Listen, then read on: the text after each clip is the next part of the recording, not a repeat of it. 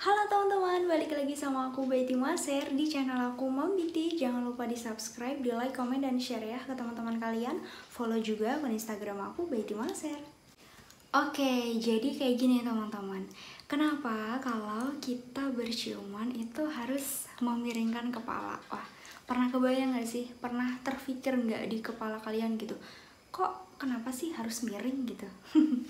Ini agak sedikit lucu ya, tapi memang ya ternyata itu memang diteliti loh kayak gini tuh. Aku juga baru tahu gitu. Jadi teman-teman, apa yang kita lihat itu pasti nanti apa yang ditiru sama kita gitu.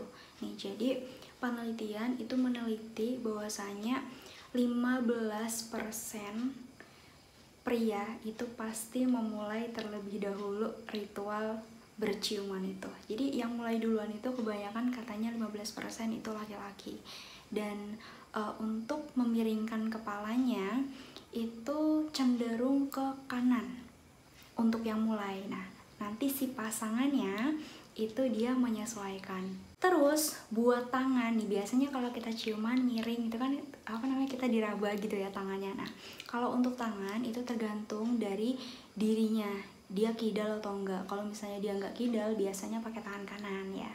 Tapi kalau dia kidal pasti tangan kiri. Nah, oke, jadi dari penelitian itu menyebutkan bahwasanya 15% laki-laki itu yang memulai ciuman duluan daripada perempuan. Nih, karena kan kita tahu ya, laki-laki tuh kayak mudah banget dipancing emosi hasratnya. Terus juga kayak kayak kalau misalnya dia itu kayak tinggi, itu kan pasti nggak bisa ditahan. Itu kalau laki-laki. Cuman kalau cewek kan dia mungkin sebenarnya dia pengen nih, tapi kan mungkin masih bisa nahan gitu. Kecuali kalau udah meledak banget baru, atau kecuali kalau memang perempuan itu kayak udah agresif banget gitu ya. Nih, jadi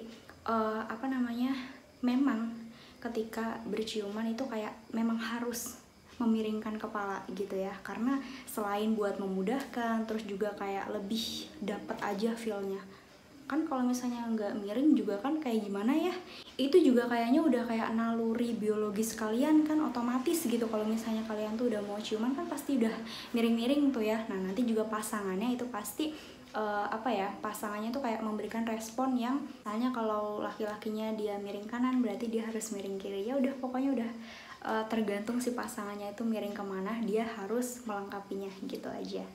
Oke, terus terkait dengan tangan ya, bagi kalian yang memang benar-benar awam ya, tapi ini memang harus kalian tahu gitu, supaya nggak kalau istilahnya wong Jawa ki wong ngawong gitu loh.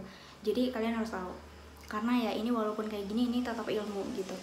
Teman-teman, kalau misalnya kayak mau berciuman itu kan kayak harus ada sentuhan tangan gitu kan ya, supaya menambah sensasi-sensasi gimana gitu. Nah, jadi untuk penggunaan tangan sendiri itu juga diteliti loh teman-teman. Jadi kalau dia itu kidal itu pasti menggunakan tangan kiri dong. Maksudnya memulainya tuh menggunakan tangan kiri. Tapi kalau misalnya dia nggak kidal itu pasti memulainya dengan tangan kanan. Dan kalau untuk pasangannya yang menerima itu kebalikannya gitu. Jadi kayak saling melengkapi aja. Kalau pasangannya pakai kanan berarti dia pakai kiri gitu aja.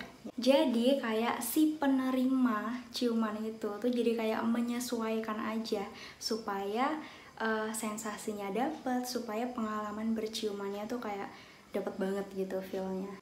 Terus teman-teman, kalau kita ngebahas soal ciuman, nah ini kita ngomong dengan permainan lidah. Kalau mungkin yang kalian tuh kayak masih awam, itu kan kayaknya ciuman cuman gitu aja gitu, cuman kecup gitu aja gitu ya. Padahal kan variasinya tuh banyak banget gitu. Ada cium, terus ada jilat, terus ada sedot-sedotan, dan pokoknya dan banyak macamnya ya, banyak variasinya, dan itu mungkin bisa dipelajari gitu ya. Dan ini sendiri itu tergantung sama pemainnya gitu.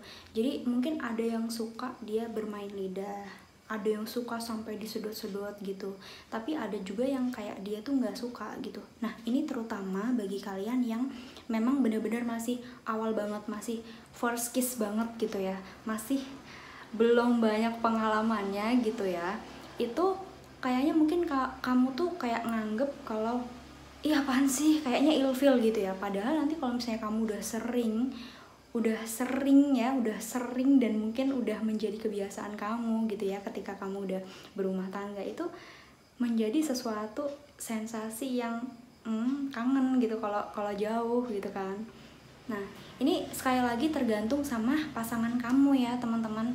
Jadi kalau kalau misalnya kita udah nikah kan pastinya kan kita tahu ya kesukaan pasangan kita tuh apa, terutama dalam hal kebahagiaan ranjang gitu ya. Misalnya dari segi foreplay ya, ciuman itu mungkin dia sukanya yang kayak bermain lidah, atau mungkin dia sukanya yang disedot-sedot tuh lidahnya ya, disuruh julurin lidah terus kayak disedot gitu, atau mungkin yang hanya cuman kecupan ya.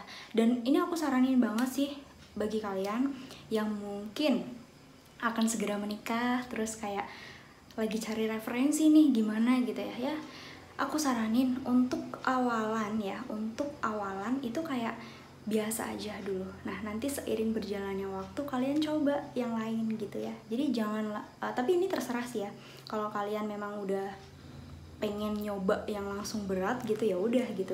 Tapi kan mungkin agak sedikit malu ya kalau masih pertama-pertama. Jadi balik lagi sama kalian. Kalau memang kalian sanggup tuh mengeksplor dalam satu hari ya silahkan. Yang penting bahwasanya ciuman itu nggak cuman satu variasi aja, ternyata banyak. Oke teman-teman, itu aja yang bisa aku sampaikan. Semoga bisa kalian tuh bisa tahu gitu ya. Semoga bisa bermanfaat bagi kalian yang membutuhkan ya. Jangan lupa di subscribe, di like kalau kalian suka, dan kalian share ke teman-teman kalian. Oke, sampai ketemu di video aku selanjutnya.